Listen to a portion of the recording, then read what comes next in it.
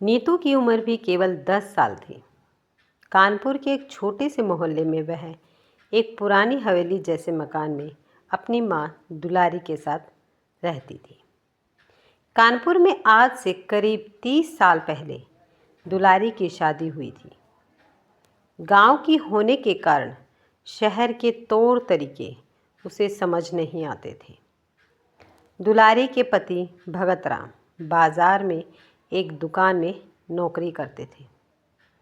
आज से करीब 5 साल पहले उनके सिर में तेज़ दर्द उठा। अस्पताल ले गए। वहाँ सारे टेस्ट हुए तो डॉक्टर ने बताया इन्हें ब्रेन ट्यूमर है। दुलारी की तो जैसे ज़िंदगी ही बदल गई। घर में रहने वाली देहाती लड़की जिसे बाहर का कुछ नहीं पता था, उसके सिर पर तो पूरी गृहस्थी का बोझ आ गया। साथ ही पति के इलाज के लिए पैसों का इंतज़ाम भी करना था। दुलारी ने किसी तरह हिम्मत करके घर से बाहर जाकर काम ढूंढा। 1-2 घरों में उसे साफ सफाई और खाना बनाने का काम मिल गया। दुलारी सुबह जल्दी से खाना बनाकर और नीतू को भगत जी के पास छोड़कर काम पर निकल जाती थी। घरों में काम करके दोपहर को वह घर आती और पति और बच्ची को खाना खिलाकर जल्दी जल्दी 2 निवाले खाकर वापस शाम के काम के लिए चली जाती थी। इसी बीच भगत जी की तबीयत बिगड़ती चली जा रही थी। एक दिन जब दुलारी अस्पताल में भगत जी के पास बैठी तो उन्होंने कहा, दुलारी, मुझे लगता है मेरे जाने का समय आ गया है। तू नीतू का ध्यान रखना और जिस हवेली में हम रहते हैं वो मेरे पिताजी के नाम थी, कभी भी उसे मत छोड़ना। बहुत मजबूरी हो तभी मकान बेचने के बारे में सोचना। नीतू को उन्होंने बहुत प्यार किया। दुलारी बिना कुछ बोले बस रोए जा रही थी। अगले दिन सुबह भगत जी चल बसे। दुलारी को कुछ समझ नहीं आ रहा था। आस पड़ोस के कुछ लोगों ने उनका अंतिम संस्कार किया। किसी तरह 13वीं की गई। 13वीं के 2 दिन बाद ही भगत जी के रिश्तेदार मकान पर हिस्से का दावा करने लगे। लेकिन इस 13 दिनों में और भगत जी के आखिरी शब्दों ने दुलारी को मजबूत कर दिया। दुलारी सारी बात सुनकर सबके सामने आकर खड़ी हो गई और बोली, यह हवेली मेरे ससुर जी के नाम थी और मेरे पति उनके इकलौते बेटे थे। इस पर अब मेरा और मेरी बेटी का हक है। आप सब लोग चले जाइए यहाँ से।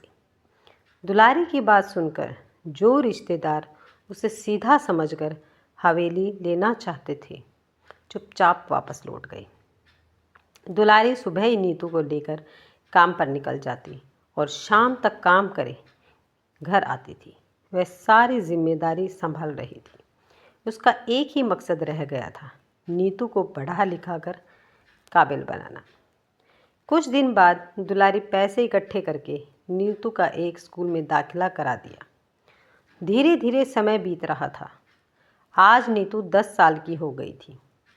एक दिन दुलारी जब शाम को घर आई तो नीतू ने उससे कहा, मम्मी, आज एक आदमी आया था, यह खत दे गया। दुलारी ने कहा, बेटा ज़रा इसे पढ़कर सुनाना, मुझे तो पढ़ना नहीं आता है। नीतू ने लिफाफा खोला और बोली, अरे माँ, ये तो इंग्लिश में है।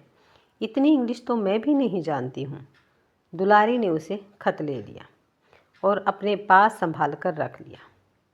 अगले दिन वह जिस घर में काम करती थी उसकी मालकिन से खत पढ़वाया।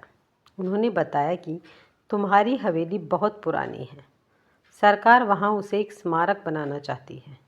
यह सुनकर दुलारी के होश उड़ गए। नहीं नहीं मालकिन, आप इसका जवाब लिख दो, हमें नहीं बेचना अपना घर, हम कहाँ जाएंगे। यह सुनकर उसकी मालकिन ने कहा, दुलारी चिंता मत करो, मैं इसके बारे में पता करूँगी, लेकिन जहाँ तक मुझे पता है तुम्हें इसके बदले में सरकार बहुत सारा पैसा देगी। दुलारी ने कहा, मालकिन हम पैसा लेकर क्या करेंगे, हमारा गुजारा तो हो ही जाता है। मालकिन ने उससे कहा, अच्छा 1-2 दिन रुक जा, मैं सब पता करके बताती हूँ। दुलारी काम ख़त्म करके घर आ गई। उसे आज बहुत चिंता हो रही थी। न जाने सरकार कब उसका घर छीन ले। वह कहाँ जाएगी? नीतू का क्या होगा? 2 दिन में दुलारी बहुत परेशान हो गई। 2 दिन बाद उसकी मालकिन ने बताया, दुलारी तेरी तो किस्मत खुल गई। जानती है इस घर के बदले तुझे करोड़ों रुपए मिलेंगे। इससे तू हमारे से भी बड़ा घर ले सकती है। उसके बाद भी इतना पैसा बचेगा कि तुझे कभी काम करने की ज़रूरत नहीं पड़ेगी। दुलारी को कुछ समझ नहीं आया। उसकी मालकिन बहुत ही अच्छी थी। उन्होंने सारा काम करवा दिया। दुलारी को बहुत सा पैसा मिला। उसने अपनी मालकिन की मदद से एक घर भी ले लिया। बाकी पैसे उन्होंने बैंक में जमा करवा दिए, जिसका हर महीने ब्याज आता था। दुलारी का सारा काम पूरा हो गया। वह अब अपने नए घर में पहुंच गई थी। एक दिन वह भगत जी की फ़ोटो के सामने खड़े होकर रो रही थी। नीतू के पूछने पर उसने बताया कि देख बेटी, तेरे पिता के साथ मैं केवल 5 साल रही, लेकिन उन्होंने आखिरी वक्त में अपनी सूझबूझ से मुझे मकान के लिए डटे रहने को कहा, जिससे आज हम यहाँ तक पहुँच पाए हैं। अपने आखिरी समय में भी उन्होंने केवल हमारे बारे में सोचा।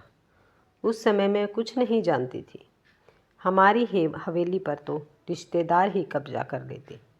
यह सुनकर नीतू की आंखों से भी आंसू बहने लगे। वो बोली, काश आज पापा जिंदा होते तो कितने खुश होते।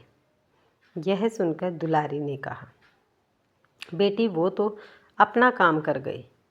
मैंने भी उनका कहा मानकर हवेली को बचा लिया। बस अब उनकी एक और आखिरी इच्छा थी, वो तुझे पूरी करनी है। वे चाहते थे कि उनकी बेटी बहुत लायक बन जाए। नीतू ने कहा, माँ तुम चिंता मत करो, मैं एक दिन ज़रूर पापा का नाम रोशन करूँगी। दुलारी अब भी सभी घरों में काम करती थी। उसने नीतू का दाखिला एक बड़े स्कूल में करा दिया और अच्छी सी ट्यूशन भी लगवा दी थी। नीतू पढ़ाई करते हुए एक दिन IAS ऑफिसर बन गई। वह उस दिन घर आई और बोली, माँ देखो पापा का सपना पूरा हो गया, तुम्हारी बेटी कलेक्टर बन गई। माँ अब तुम्हें काम पर जाने की कोई ज़रूरत नहीं है, अब आप आराम करो। वैसे भी हमारे पास पैसे की कोई कमी नहीं है। दुलारी बहुत खुश हुई। बेटी आज तूने अपने पिता की आखिरी इच्छा भी पूरी कर दी है। जानती है पैसों की ज़रूरत तो बहुत पहले ख़त्म हो गई थी, लेकिन मैं काम इसलिए करती थी जिस काम से तेरा पालन पोषण हुआ, उस काम की मैं बहुत ही इज्जत करती हूँ। दुलारी और नीतू दोनों भगत जी की फ़ोटो के सामने खड़े हुए थे। दुलारी ने कुछ देर उनसे बात की, फिर आकर पलंग पर बैठ गई। वह बोली, बस बेटी अब मेरा काम पूरा हो गया, अब मुझे मुक्ति मिल जाएगी। यह कहकर दुलारी एक और लुढ़क गई। नीतू ने भागकर उसे उठाया, लेकिन वह अब कहाँ, वह तो मुक्त हो चुकी थी। नीतू रोते रोते यही सोच रही थी, आखिर मेरी माँ ने क्यों कभी सुख नहीं उठा पाया। आज अब उनके सुख उठाने का समय आया तो भगवान ने उन्हें अपने पास बुला लिया। अगर आपको ये वीडियो पसंद आई है तो वीडियो को लाइक, शेयर और सब्सक्राइब करना ना भूलें। धन्यवाद।